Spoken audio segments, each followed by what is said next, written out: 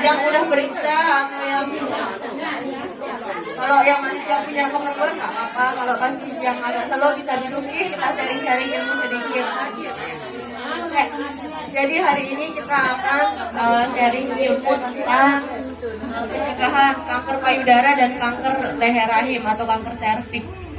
Sebelumnya udah ada yang dengar tentang dua materi ini? Ada yang tahu nggak kanker payudara itu? Ada tahu? Belum, berarti belum pernah ada kejadian di sekitar sini, di warganya belum pernah ya? Alhamdulillah kalau gitu. Yang di sini ada nggak yang pernah kena kanker payudara di sekitarnya, tetangganya? ada di sini di Dorong Jaya. Gimana dia sekarang? Itu yang di pinggir jalan sini. Oh gitu, gimana terus sekarang kondisinya? Nah, mungkin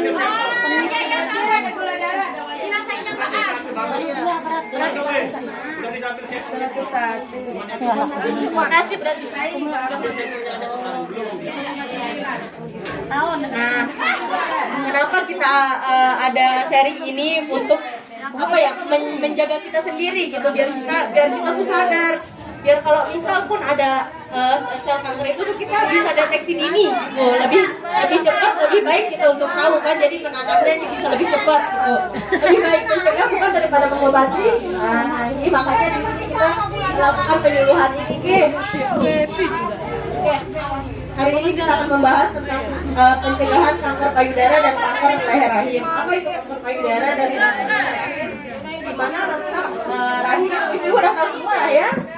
Kemudian penyebab dan faktor resiko serta apa yang bisa ibu lakukan untuk mencegah, dan misal pun ada ketemu nih ada hal kayak gini, gimana harus bagaimana kan biar tahu gitu nih ya. Oke, kita mulai dari kanker payudara gitu. Oke, ibu-ibu, kita sebagai perempuan pasti nggak asing ya sama payudara karena kita punya tiap hari dilihat. Nah, kurang lebih seperti ini bentuknya.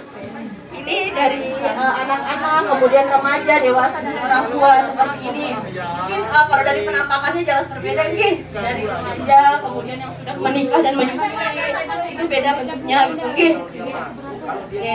Kemudian kalau misal payudara kita tuh dibuka kurang lebih seperti ini penampakan di dalamnya. Ada banyak kelenjar. Nah, ini ada kelenjar getah bening, kemudian ada kelenjar susu, kemudian ada otot, ada saluran kelenjar susu, ada penampungan payudara, dan sebenarnya payudara adalah bagian tubuh manusia yang terdapat pada daerah dada yang terdiri dari beberapa kelenjar. Ada kelenjar susu dan salurannya, kemudian jaringan lemak, ada kelenjar getah bening, otot-otot dada, dan jaringan kulit. Apa nih perbedaannya? Kan ada payudara pada remaja, orang dewasa, dan orang tua tuh beda-beda ya. Pada masa anak-anak payudara hanya terlihat seperti susu dan otot-otot dada karena dia memang punya kelenjar susu gitu. Kemudian pada masa akil balik, kelenjar susu dan salurannya serta jaringan lemak berkembang agar siap mengeluarkan air susu. Kalau udah hamil, di situ udah mulai terbentuk gitu, persiapan menyusui.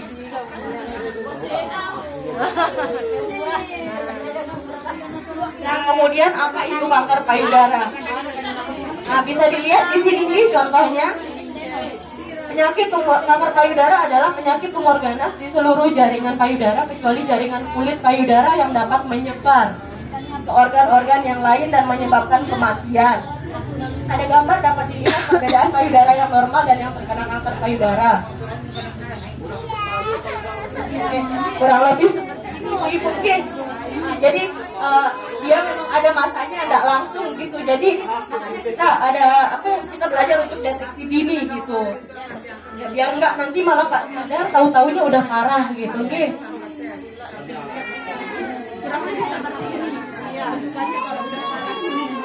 Dan seperti yang kita tahu, namanya sel kanker itu menyebarnya cepat. Belum ada kan obat untuk kanker, hanya obatnya itu hanya untuk mengendalikan pertumbuhannya, bukan belum ada yang untuk kanker.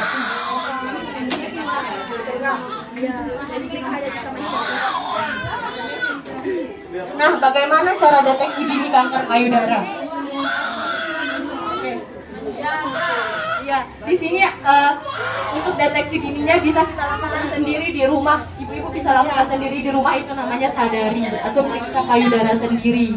Nah kemudian nanti kalau misal menemukan benjolan atau nyeri apa gimana, baru nanti ke puskesmas kemudian dicek sama petugas namanya sadaris, diperiksa oleh petugas medis. Ini ya enggak, kalau nggak tahu sih belum tentu, kalau nggak tahu kan ada banyak penyebabnya.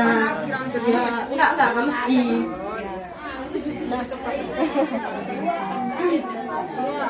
Nah, kenapa kita belajar tentang deteksi dini kanker payudara ini? Nah, deteksi dini ini agar segera mungkin dapat diobati apabila ditemukan kelainan yang sebelum terjadi penyebaran. Deteksi dini kanker payudara dapat dilakukan dengan berbagai cara. Jadi kayak saya bilang tadi, saya contohin ya. Oke, saya nggak pakai mic ya, biar bisa contohin ya. Nah, jadi misal nanti ibu-ibu mau periksa payudara sendiri di rumah, itu misalnya habis mandi, pakai handuk aja itu sampai bawah aja. Jadi bagian atasnya itu dibuka, gitu. Bagian atas itu dibuka, kemudian berdiri di depan cermin, di depan kaca, biar bisa lihat nih payudaranya kayak gimana. Terus tangan tuh dipinggang, jadi lebih tegak gitu kan. Jadi bisa lebih dilihat, diperhatikan posisi payudaranya ini simetris atau tidak. Memang kalau orang yang sudah menyusui mungkin nggak akan sama gitu kan, pasti katanya kita sama. Cuman yang kalau mungkin masalah ukuran atau dia kencang atau kecil jelas ya berbeda gitu kalau orang sudah menyusui. Cuman setidaknya kita lihat posisi dia itu masih sama-sama lurus, tak dia terlalu jauh antara kiri dan kanan posisinya. Kita lihat dia ini begini, tegang depan kaca, lihat posisinya dia simetris atau enggak. Kemudian bisa tangannya ditempelin ke tembok atau mungkin pakai kursi ini dipegang, paling pokoknya posisinya menggantung payudaranya. Terus dilihat posisi menggantungnya itu simetris atau ya simetris itu lurus atau enggak ya gitu. Kalau ukurannya memang benar karena sudah menyusui gitu, cuman posisinya kan tak mungkin dia sangat jauh berbeda gitu. Nah dilihat gitu lurus apa enggaknya. Kemudian langkah selanjutnya itu ditekan. Misalnya mau periksa yang kiri, tangan kiri naik, ya bisa dalam posisi senyamannya, bisa duduk, berdiri, atau berbaring. Pokoknya yang rileks gitu ya. Nah, terus Ambil diraba-raba, dipencet-pencet. bisa ditekan dari luar, dari arah luar, terus memutar ke arah dalam. Ditekan di situ dirasain ada nggak benjolan. Ya dari arah luar nih, dari arah luar ditekan melingkar ke arah dalam. Nah dirasain ada nggak benjolan. Kalau bisa ditemukan ada benjolan, pastiin lagi benjolannya itu sebesar apa. Ya dipegang benjolannya sebesar apa, kemudian digerakin, bisa bergerak atau enggak, bisa berpindah, maksudnya bisa bergerak enggak, terus nyeri enggak kalau ditekan. Nah itu dirasain ya, benar-benar bisa dirasain kalau menemukan sesuatu. Kalau misal enggak ada, alhamdulillah gitu kan. Tapi semisal ada nih, semisal menemukan yang kayak tadi saya bilang, ada benjolannya ya dipastiin sebesar apa, kemudian dia nyeri enggak, terus nah misal kalau menemukan seperti itu kita harus apa, ke puskesmas segera kalau bisa segera ke puskesmas biar dilanjutkan pemeriksaannya oleh petugas ya, nanti dilanjutkan sadari ini dengan sadari pemeriksaan oleh petugas medis. Jadi nanti dipastikan ini benjolannya kira-kira ukurannya mesti gimana gitu, kemudian nyeri enggak dan bisa kalau jadi banget atau sampai demam apa kan bisa kita bantu pakai obat-obatan yang kita punya dulu. Dan kalau memang membutuhkan pemeriksaan lebih lanjut kan akan kita rujuk gitu nih biar lebih jelas, karena kan di puskesmas bisa memastikan ini apa, ini kanker atau bukan gitu nih. Jadi kita kan deteksinya nanti untuk pemeriksaan lebih lanjutnya akan kita kirim ke rumah sakit nih.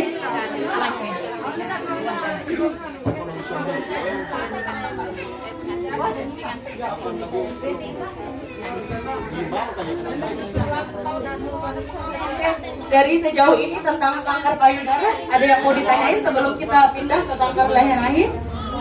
Ini ada yang pengen ditanyain nggak? Apa yang pernah di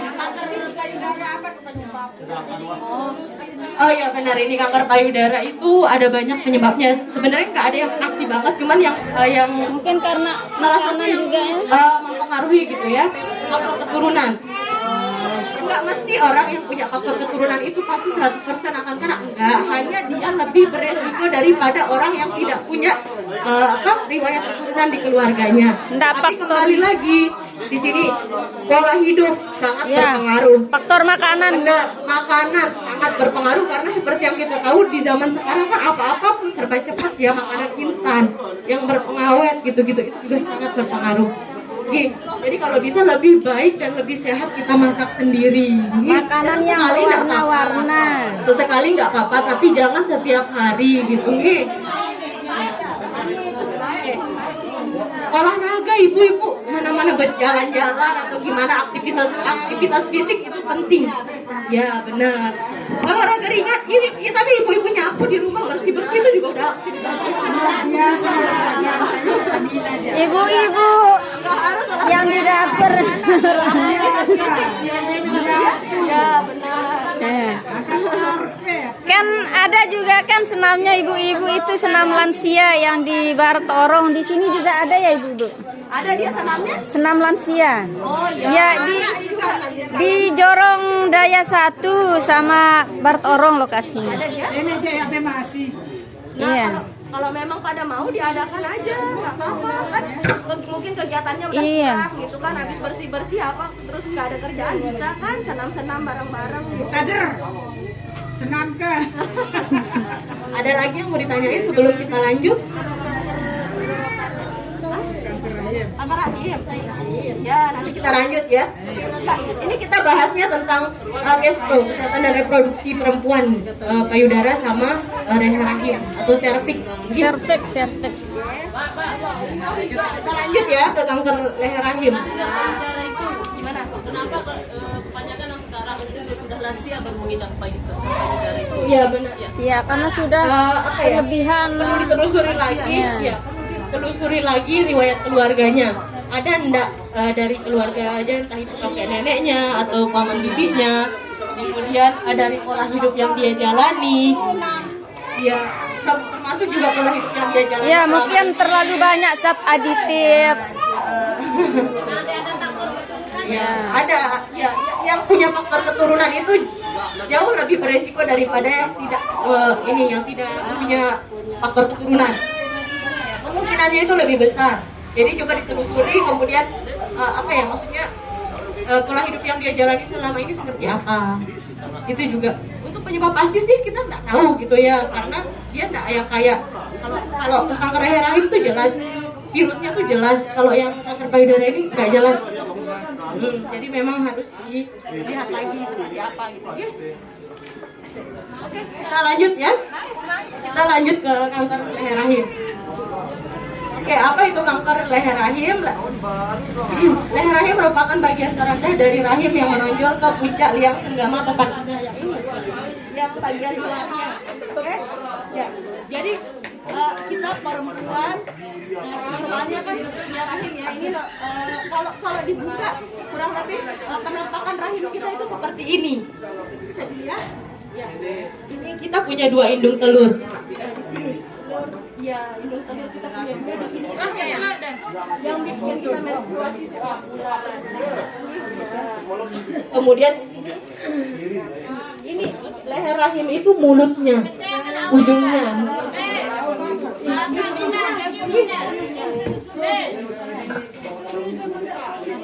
Itu kanker leher rahim. Kanker leher rahim adalah penyakit tumor ganas yang disebabkan oleh virus. Kalau ini jelas virusnya bisa kita deteksi ya. Kalau kanker payudara itu penyebab virusnya itu apa? Gitu. Mungkin mulai dari keputihannya itu bisa dideteksi. Bentar ya. Oleh virus yang ditularkan melalui hubungan seksual yang dapat menyebar ke organ-organ lain dan menyebabkan kematian. Kanker leher rahim dapat dicegah karena perkembangan virusnya perlahan-lahan, jadi masih ada masa inkubasinya, tidak langsung. Mulai dari luka dahulu di mana ibu tidak akan merasakan apa-apa. Namun apabila tidak dicegah dan ibu merasakan kesakitan, pendarahan atau komplikasi lainnya, maka sudah sulit untuk diobati dan dapat menyebabkan kematian. Makanya nanti ada namanya pemeriksaan IVA sebagai deteksi dininya. Jadi seperti ini penampakan rahim kita kalau dibuka. Nah, bagaimana kita mengetahui leher rahim kita sehat atau tidak?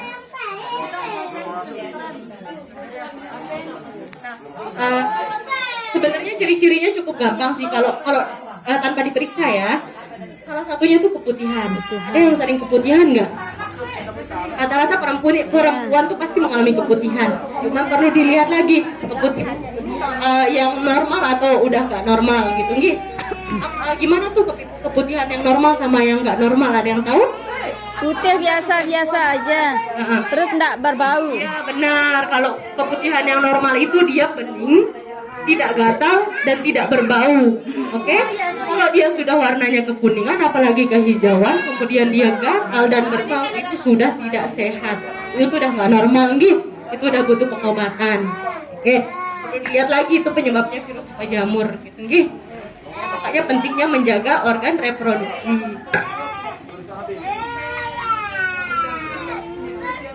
Penyebab dan faktor resiko kanker leher rahim. Kanker leher rahim disebabkan oleh virus yang bernama virus HPV. Penularannya melalui hubungan seksual, namun seseorang akan lebih beresiko menderita kanker leher rahim apabila 1. Menikah atau melakukan hubungan seksual sebelum usia 17 tahun. Makanya ada peraturan pranikah. Dan kenapa kita dikasih tahu usia reproduksi yang baik itu dari umur 20 sampai 35 tahun. Udah pada tahu kan ibu-ibu? Nah, kenapa makanya di bawah itu dilarang dan di atas itu juga dilarang, karena semua ada risikonya sudah diteliti, makanya diterapkan untuk kebaikan kita. Kemudian yang kedua, berganti-ganti pasangan seksual atau berhubungan dengan pria yang sering berganti-ganti pasangan. Jelas seks bebas. Jelas sangat beresiko ya, makanya perlunya Resiko HIV. Namanya seks bebas jelas beresiko, karena kita nggak pernah tahu orang yang mana yang membawa penyakit ya. Kemudian terpapar dengan infeksi menular seksual yang kita nggak tahu ya itu orangnya beresiko apa enggak, makanya kita dilarang untuk berganti-ganti pasangan dan sebaiknya juga menggunakan kondom kalau memang diperlukan. Melahirkan banyak anak, terlalu sering melahirkan, itu juga beresiko ya.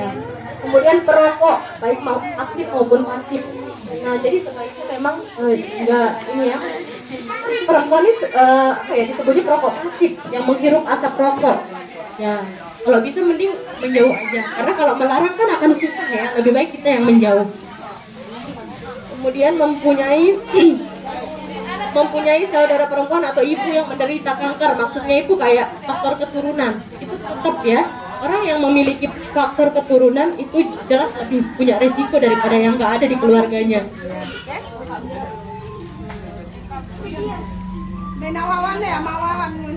Kemudian gimana cara kita mendeteksi dini ada nggak virus itu di leher rahim kita? Kan kita harus mencegah kan ya, daripada nanti udah kenapa-napa lebih susah lagi kan ya.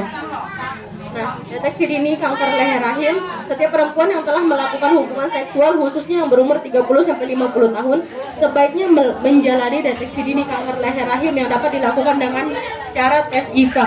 Nah, jadi tes IVA ini dilakukan oleh orang-orang yang sudah aktif berhubungan seksual. Oke?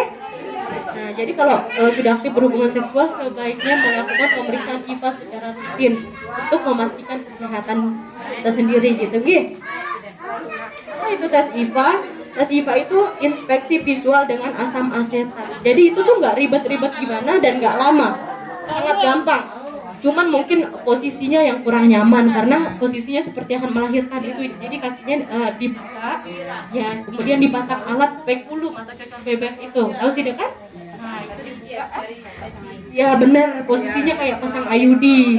Cuma nanti di sini kita pakai asam cuka yang dilakukan gitu ya, biar udah disesuaikan konsentrasinya biar gak hanya untuk mengecek di situ.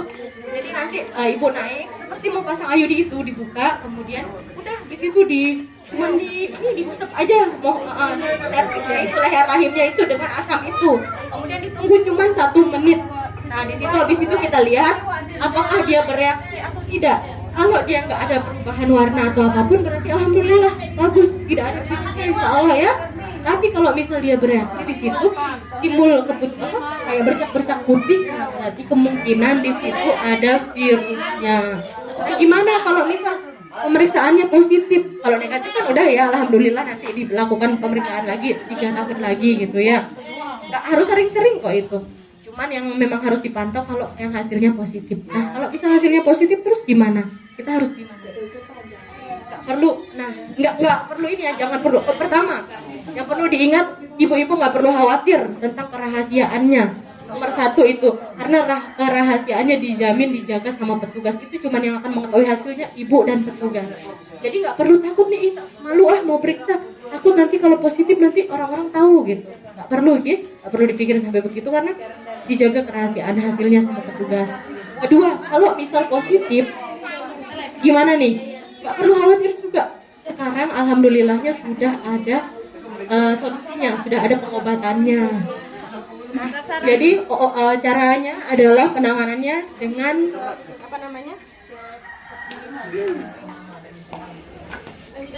dibekukan. Virusnya itu dibekukan, oke?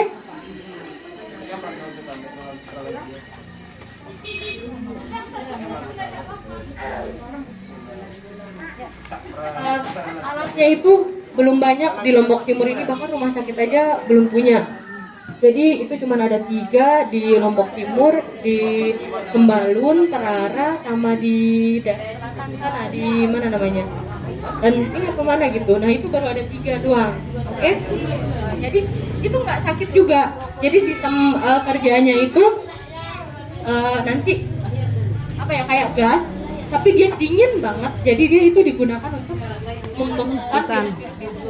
Ya nanti kalau virusnya dibekukan sampai mati, kemudian baru nanti dicek lagi apakah sudah nggak ada virusnya apa enggak. Jika memang masih akan dilakukan lagi. Jadi ibu-ibu nggak perlu khawatir nanti kalau misal hasilnya kalau negatif alhamdulillah, nanti lagi masih 3 tahun lagi, kemudian memang positif apa akan tetap didampingi. Karena di puskesmas kita kan nggak ada alatnya ya, baru ada 3 di Lombok Timur, nggak apa-apa, nggak akan dilepas tangan juga, akan tetap didampingi sampai ibu sembuh. Mungkin. Jadi nanti sebenarnya biasanya kita penyuluhan kayak gini tuh di Polindas. Jadi setelah selesai penyuluhan kayak gini tuh, perlu diingat kalau misal ini periksa di klinik gitu lumayan mahal bayarnya, tapi kalau ibu-ibu periksa di puskesmas gratis, cuman butuh bawa KTP-nya aja gitu. Kalau di Polindas biasanya kita setelah selesai penyuluhan kayak gini kita persilahkan ada yang mau periksa enggak gitu. Terus tapi karena ini kan kita di posyandu nggak bisa gitu kan, alat-alat kita nggak ada, kecuali kalau di Polindas bisa. Nah ini ibu-ibu kalau misal mau periksa bisa silahkan datang ke puskesmas ke ruang KB. Kami tunggu di ruang KB. Simpel aja caranya, ribet bener-bener kayak cuma 3 menit ibu datang, kemudian naik buka celana, habis itu kita sedikit kita olesin 1 menit aja nunggu hasilnya, kita lihat ada perubahan apa enggak. Kalau ada negatif, kalau ada perubahan berarti dia positif, tapi nggak perlu khawatir, juga akan didampingi sampai sembuh. Ya, ayo kapan ibu-ibu mau kami tunggu, datang aja ke ruang KB. Silakan yang mau periksa datang ke puskesmas ke ruang KB. Ya gratis, pemeriksaannya gratis, tidak dipungut biaya apapun. Kalau periksa di swasta di rumah di klinik itu ya lumayan lah bayarnya. Benar. Lumayan bayarnya kalau di swasta, tapi kalau ke puskesmas gratis, hanya bawa KTP aja. Ayo janjian ibu-ibu 4-5 orang, berapa orang silakan, nanti hari apa hubungi kami, datang ke puskesmas ya. Hanya untuk memeriksa kesehatan sendiri, pasien sehat, ada virus enggak, hanya itu aja sih.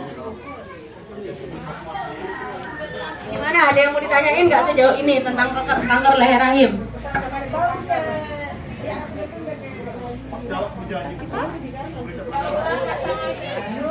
Ayudi. Steril. Malah steril itu tidak ada efek. 50 dia. Bakal kan itu tak telur gitu. Hah? 55. Silakan datang ke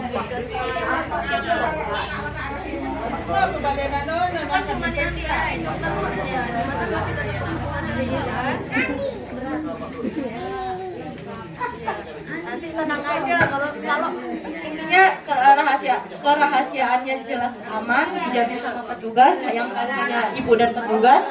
Karena kan orang-orang pasti memikirkan itu kan, nanti kalau ini ternyata malu gitu kan, karena itu kan ya rahasia gitu.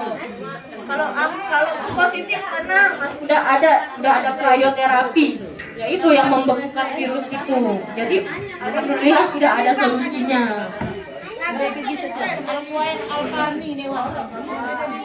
Ada yang mau ditanyakan lagi ibu-ibu tentang kanker payudara atau kanker leher rahim? Ya, diperhatiin lagi payudaranya itu mengkerut, maksudnya yang kayak kulit jeruk. Kalau ini apa namanya? Keriput. Kalau masalah ini kekeriputnya beda. Dia bentuknya kayak kulit jeruk. Tahu kan kulit jeruk yang gitu? Itu juga perlu diwaspadai kalau bentuknya kayak kulit jeruk. Enggak, kalau ininya karena umur beda. Ini kalau dia mengkerutnya kayak kulit jeruk itu yang perlu diwaspadai gitu. Ya. Kalau merasa ada yang aneh dengan payudaranya, datang ke puskesmas biar diperiksa oleh petugas. Enggak pasti ada apa-apa. Misal kayak kok ada ini nggak tenang kan? Ya lebih baik dipastiin kalau memang ada sesuatu. Ya, selesai pembahasan kita tentang kanker payudara dan Dan kita kalau mau menstruasi itu kan sering nyeri itu gimana? benar, saya lupa nyampein ini. Kalau misal kena pemeriksaan payudara ini dilakukan setelah selesai menstruasi, guys.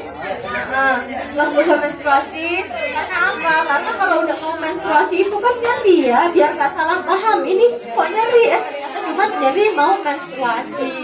Sama ibu menyusui, nanti dulu diperiksanya, karena kan masih nyeri kan kalau memang masih menyusui, apalagi masih telat menyusui nyeri kan. Ya jadi nanti kalau udah selesai menyusui baru dicek. Ibu hamil jangan dulu karena hormonnya sedang aktif-aktifnya juga nih, nanti kan memang Menstruasinya itu. hanya biar nggak salah paham aja kalau nyerinya. Kalau masalah nyeri menstruasi pada perempuan normal. Hanya jika menstruasinya kalau keramnya berlebihan sampai mengganggu aktivitas atau sampai pingsan, itu yang perlu diwaspadai. Kalau nyerinya keramnya itu masih normal, masih bisa dibawa beraktivitas, itu insya Allah masih normal. Tapi kalau dia sudah mengganggu aktivitas, sudah sampai bikin pingsan, itu yang perlu dilakukan USG untuk memastikan ada masalah nggak dalam di rahimnya. Jadi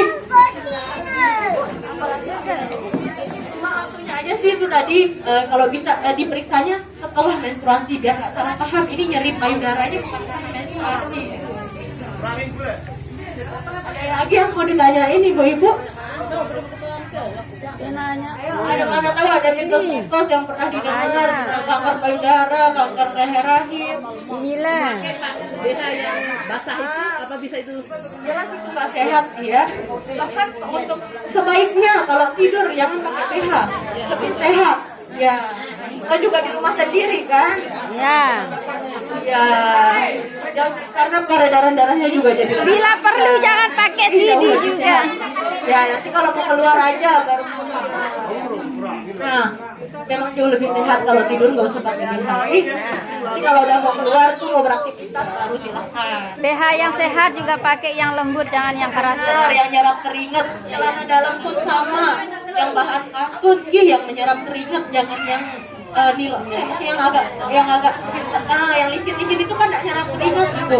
Ya, Yang katun yang bagus. ya kalau yang nyerap keringat kan jadi apa? Pertumbuhan jamurnya itu loh. Kalau dia nggak nyerap keringat nanti pertumbuhan jamurnya jadi lebih banyak. Lebih apa ya, beresiko menyebabkan kesulitan. Ada yang mau ditanyain lagi? KTP MP loh Bunda. Nah, udah intinya itu ya. Oh. Dan ibu-ibu yang baru melahirkan itu sering menyusui yang sebelah aja. Nanti kan gede sebelah dia itu juga Masalah ASI ya. kalau ukurannya beda tuh wajar. Yang Maksud saya apa itu nanti menyebabkan kanker? cuman perlu diperhatiin untuk ibu-ibu yang menyusui. Kandungan ASI itu jangan disepelein gitu. Biasain menyusui itu bergiliran sama kanan. Kalau misal anaknya cuma mau sebelah, nggak apa-apa. Misal pun dia benar-benar nggak mau anak ini keluarin, harus tetap dikeluarin gitu. Dipompa. Karena apa? Dia jangan masih mami. Meriang kan? Takut kan? Nyeri, meriang. Itu kalau nggak tertangani bisa jadi masalah serius bendungan Ya, ASI itu. makanya apakah itu nanti lama-kelamaan Anda kanker penyebaran? Nah, cuman saya pernah nemu kasus serius tentang bendungan ASI. Dia kan seperti yang kita tahu kan, dia akan kemerahan sampai matang gitu, ya tetap akan dikeluarkan.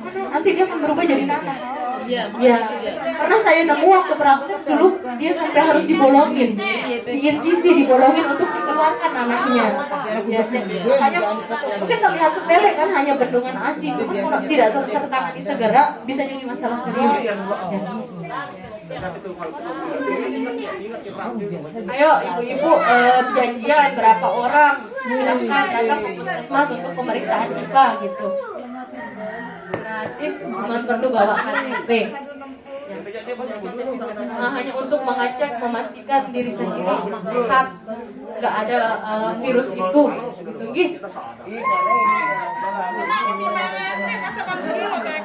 Ada yang mau ditanyain lagi? Ya? Terima kasih Bu Ibu untuk perhatiannya hari ini, untuk diskusi kita hari ini. Terima kasih sudah mendengarkan saya. Semoga ibu-ibu ini ya punya waktu luang untuk datang ke puskesmas untuk memeriksakan, untuk periksa IPA, biar untuk memastikan kalau kita sehat. Apalagi masih aktif belum juga. Oke, sekian dari saya. Terima kasih. Assalamualaikum warahmatullahi wabarakatuh. Waalaikumsalam warahmatullahi wabarakatuh.